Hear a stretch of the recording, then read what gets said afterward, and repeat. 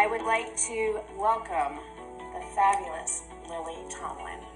Thank you. I want to congratulate 100 times. 1,000 times for you being here. And I want to congratulate you on the SAG Life Achievement Award. Thanks. That's really Thank wonderful. You've had a lot of success throughout your life, but in so many different things that you've done, so many different venues. But one of them right now, which I really want to acknowledge, is for Grace and Frankie. Yes, so that's been a great show to come along. And it was just kind of dropped into Jane's in my lap. What happened? How did it? Well, my agent called me and he said, "Are you and Jane looking for something to do together?" And I said, "Well, we are now." The characters that you created, iconic, fabulous, memorable characters that when I was a little girl and I said you came to my hometown in Northern California and you did, my name is Edith Van and my books, and honest to God, life-changing for me. But how did you even create your characters? If I knew, I would have made 100 more. Right. But I would mostly get an idea for something I wanted to do or a culture type.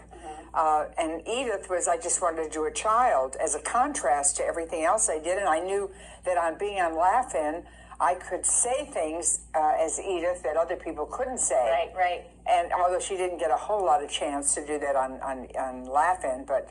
how long were you on Laugh-In? 3 years, the last 3 years. I loved Laugh-In. Laugh-In was a phenomenal show. How did you get involved with Laugh-In?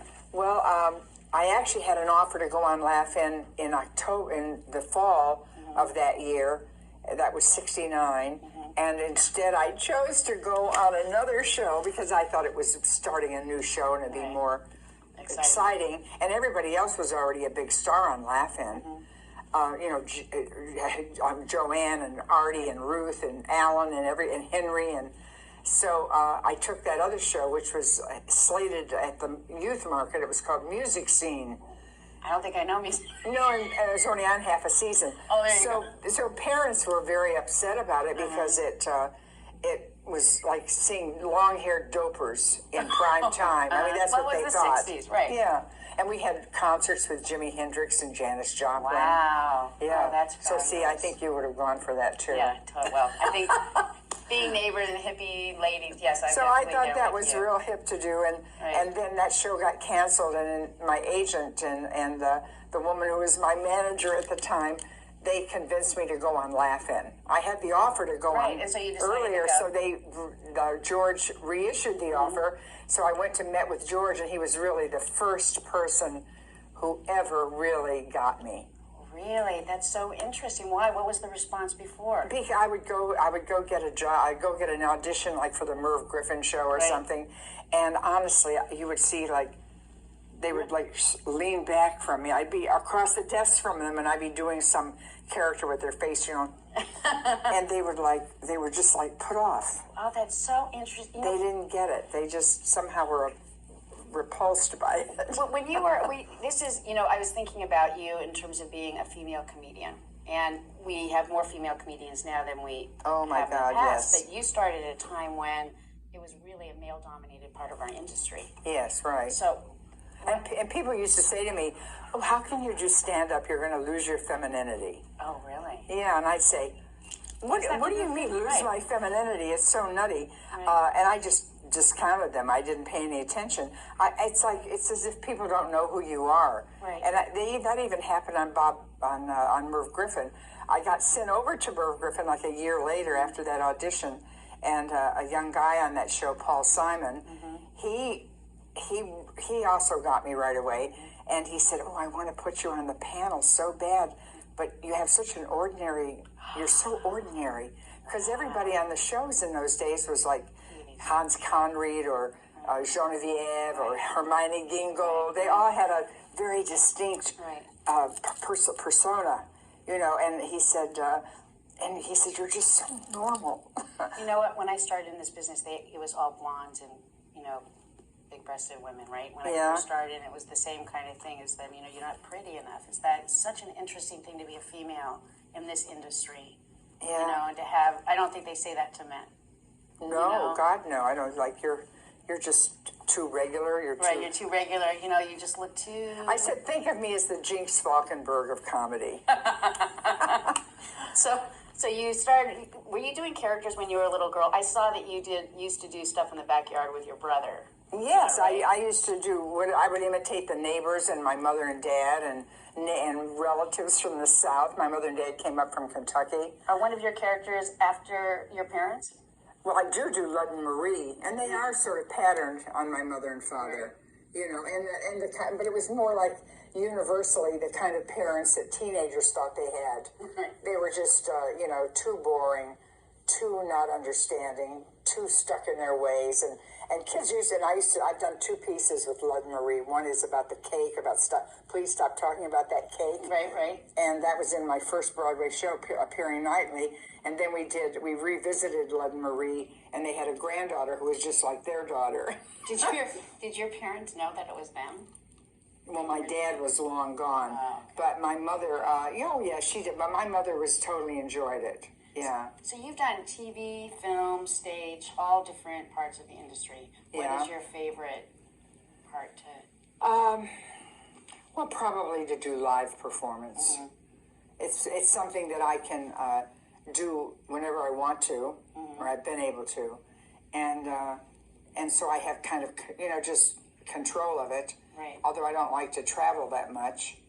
But it's a way that I can, and I used to really, I'd have to go to town after town to show what Lud and Marie were doing now. Right. I wanted my fans to know what Edith was doing, what she was talking about, like the evolution of the characters. And I just wonder how many people really came again and again to see the show, and probably not that many. Oh, I don't know. But I was very fanciful in my mind that, well, they have to know if Lud and Marie were doing something new, they had to, and were talking about it, they had to know. Well, what was your favorite character? Because you're talking Lud and Marie, and I mean, it's so many characters. Yeah, I always say, when people ask me that, I always say that's like asking Mrs. Duggar which of her 19 children she likes the best.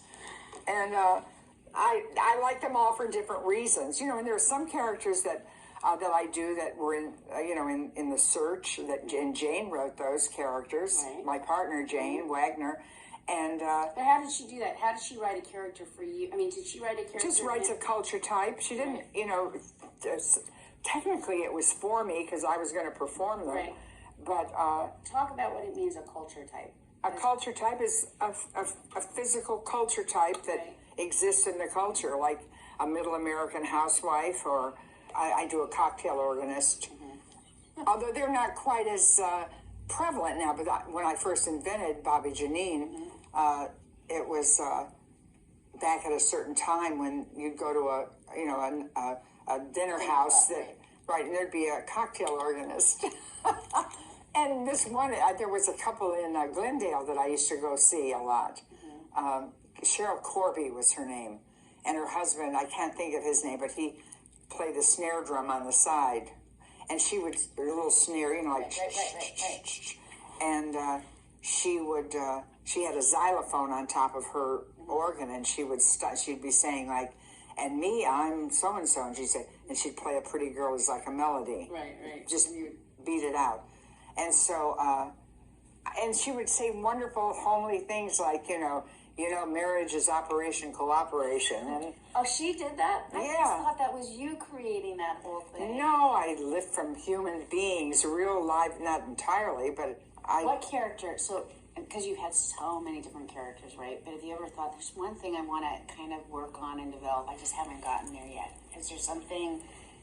Well, I wanted to do a cab driver for a long time, and I could never get a great cab driver. You got to go in the Uber now. That's yeah, I got to go Uber, right?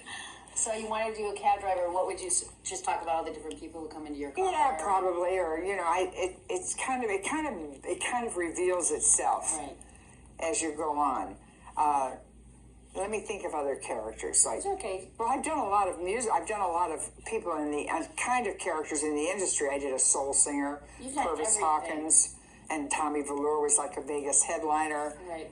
And, I remember that. I can't believe a female playing a male, which is we always are seeing the men playing the females. Right. fabulous. But You were always breaking through. You know. But you didn't, in college, you did not study. I mean, you might say, No, yeah, I wasn't going to be a study? performer. I was just going to be a doctor, I said. So what happened? What happened between going to study to be a doctor and coming into the industry? Well, reality came into the picture. Oh. And What and does I that got mean? well. I got into a college show, and I had put on shows for the first 10 years of my life, just for fun in the backyard. just for fun, right? But totally in passion. I would hang curtains. I would. When as I got older, I began to build a stage with. Yeah, so I I- saw horses with boards. Right, so I told you I have a twin, well, I didn't say, I have a twin brother, and I actually used to go in the backyard. I would pretend I was Barbara Streisand and he'd be Al Jolson, right? And we did the boards with the cans, and then you Yeah. have to hold them up. But the idea, I never went to go to medical school, so that you Well, did that. I wasn't going to go to medical school either. It would have been a sorry day in the world if I had. But what made you go in? And then, I don't understand what I wanted to. I knew that I wanted a career Right. because I wanted to do something. I wanted to, make something of myself, and I thought I would do well by doing good. So what was the play? It was a variety show to raise scholarship money, and I was a total flop. Because I'd been in the Mad Woman of Chaillot on a walk-on Right. just prior, Right. and I had to improvise as one of the capitalist women going down the stairs into the Mad Woman's cellar. Right. Not a And comedy. I would improvise it every night, and everybody, theater students, would all run out and see what I was going to do during rehearsal and everything. And Iris Gorin, who was a theater major, she said to me, do you know what kind of concentration you have? And of course, I had no idea what she was talking about. And but I just felt so at home on the stage, and I said, gosh, I feel so great. I wish I could make a living doing this. Do you get nervous? Not anymore, not much. Well, I do if I'm going to open a new show someplace, or some places I'm a little hyped up. Right.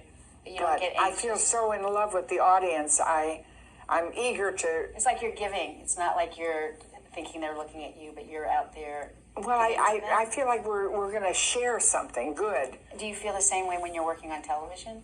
Like when you first started doing Grace and Frankie, how did you feel when you first? Well, as I've gotten older, I've gotten more accepting of what comes to me, and I just kind of it's just a blessing to have a role like that just seems to fit. Occasionally, I'm given something to do that I might struggle with or have a problem, but I just struggle with it.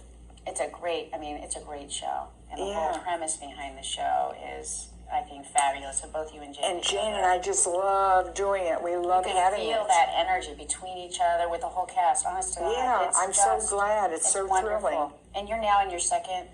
We're starting our 4th year in February. And what's really interesting, okay, not only you're doing the show, but you are actually in the world of new media. Well, not new media, but Yeah. if you have Netflix. I which know, and we got on Netflix 3 years ago, just as it was cresting. Now, talk a little bit about that, because I know that a lot of the people who are watching right now, you are on really that wave, that change. It used to be, the 3 networks and then the 4, but the whole, our whole paradigm, our whole universe is changing. Talk about what it's like to do on a Netflix project versus doing Well, first of all, you're not worried about ratings. I mean, they know what the ratings are, I'm sure. They know something. Right. But we don't know, and we're not struggling against that every week. Oh my God, we didn't make our numbers, you know? That's great. So you're not hearing on, gotta Yeah. get it better, gotta get it You better. don't hear that, yeah. And the Netflix, when we're coupled with Skydance, who's really like our producing partner, I guess. And then Netflix is over all that. And so the people from Skydance and the people from Netflix are all fabulous, cool people who have good ideas and just want the show to be as much as it can be, but you're not burdened with anything. And they don't have all the censor stuff that goes on. No. So that must be really freeing. It is for us, but we have to do what's scripted for us. Of course. Well, do you do any kind of improv through that? No, Do they we really don't. want you tight to the language? Well, it's sort of tight, yeah, pretty tight. Right. And but Jane and I have a we can certainly input. Right.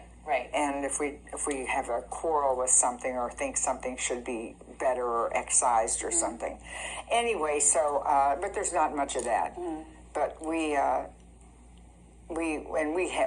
watch daily, so we see everything. Oh, do you really? Yeah. How do you feel when you watch yourself? Oh, I'm okay with it. Well, I think you're fabulous in this show. I want to ask you, this is really, so you've been a member of our legacy unions and now SAG-AFTRA overall for 50 years. That means it's I have been. I know, that's so good. 50 You have years. been a leader. You have been awesome. You have actually stood in the strike line with members. I have indeed. So talk about that because Oh, God. it is a really big deal. I mean, Yeah. you've actually helped to lift us up. You've actually helped to make us who we are. So I want you to share what it was like the first time you ever. Well, I can't say it was conscious. I mean, it wasn't like I was politically driven to really make a change. Right.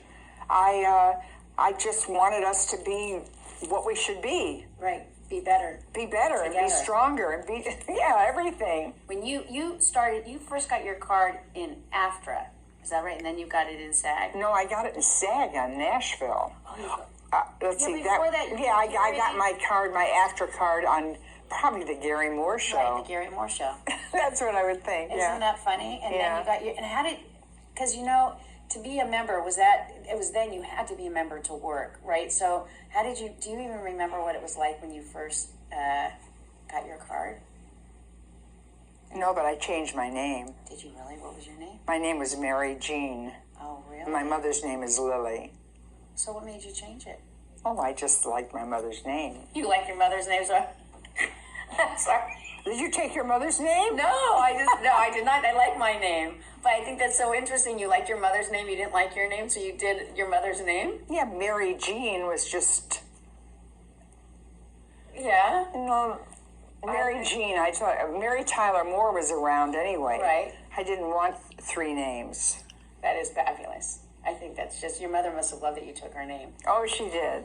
She'd say, "Oh, I don't have to wait in the beauty parlor anymore." Oh, she liked that. She had a little attachment. Oh, listen, I'll there. tell you that my mother, at my first Broadway show, my mother comes to the show, and she stood in the aisle. And my mother's very unassuming, very sweet, has a wonderful way about her. Oh, I wish she were here now. But she stood in the aisle, and she shook everybody's hand and thanked them for coming. She goes, "Thank you for coming to Lily's show." And she didn't identify herself. She didn't say, "I'm Lily's mother." She How just fabulous. and she just was so heartfelt about it. And same thing when I played the Kennedy Center. I did a Mother's Day show, Right, with a bunch of other people, and I cried on the show because my mother was so moved. She was like the only real mother on the show. Wow. The other mothers were kind of like show business mothers or something. right. And she said, I forget who was interviewing, and she said, "Oh, she just broke my heart. She moved out of the house when she was 16. I said, "Mama, I didn't know she was going to start sharing all this stuff with the people." And I got tears in my eyes. It was, I said, "Mama, but I came back for supper, didn't I?" Wait, you moved out when you were 16? Yes, I Why? was. Because I was independent. I was, Independent, 16, young. I was 17-year-old. If she were to do that. I didn't really move out. I Right. just took a few of my belongings Right. and I got an apartment. I rented a room. How did you get that? Well, I always worked. I always had made a little cash. So I lived over the Gaiety Burlesque Did you on really? Alexandria. It was near the university that I went to eventually, and but it was $25 a month for one of these rooms. And then so That's one a day, lot of money then. yeah, well, Say it like it's it nothing. That's wasn't a lot of money. but it was a fair amount. Yeah, for a But one 16-year-old. day, I'm over there. I hardly ever slept there. It was just too. Where did you sleep? I'd go back. Sorry. I'd go back home every 2 or 3 days and sleep. Oh, okay. And I didn't stay that long because then I saw big water bugs in the place, and that's all I needed. Right. You see, your mom knew how to get you. She put those there. She probably did. She said, "I want Lily home." So, all right. So we talked about the unions, and now I want to know how you feel. It's been all these years, and you have been a leader. What do you think about the unions merging? Well, I liked it. I thought it was better for us to be together and try to have strength through unity. Right. No, but SAG-AFTRA itself, now we're the largest performers union in the world. Yeah. Oh boy, yeah, amazing? yeah. in terms of the work. Our work is everywhere. It just travels everywhere. Well, see, here's what I love. I mean, there is so much. Don't you feel like more people have many more jobs? More opportunities. More opportunities, Absolutely. yeah. But I think also the structure is changing a lot. That's why I'm asking you. I mean, you started in Variety.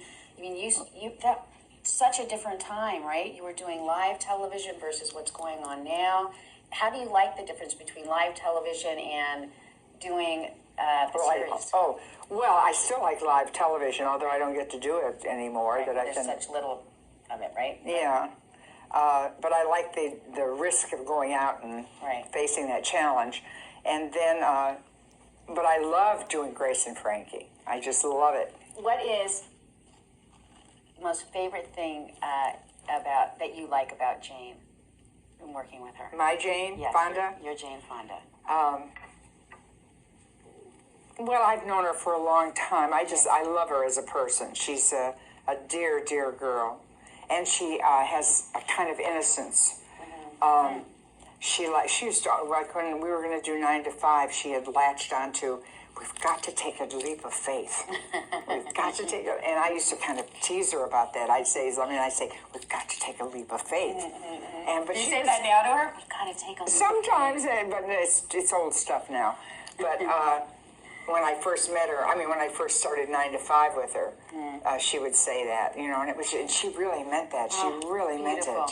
She's Yeah. a very passionate woman. Yeah. Beautiful. I mean, beautiful inside and out. And if she were to describe you, what do you think she would say about you? Oh, she'd say something like, I have a funny bone.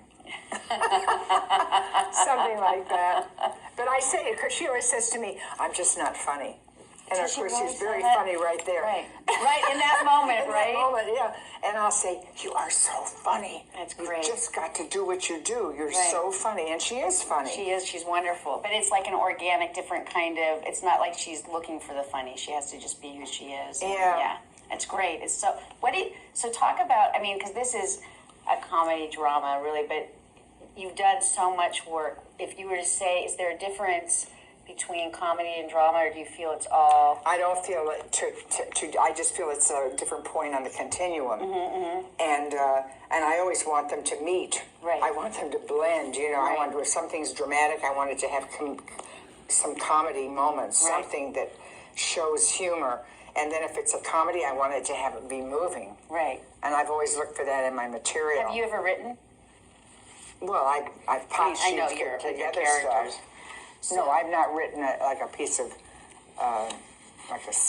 anything. I've never written a.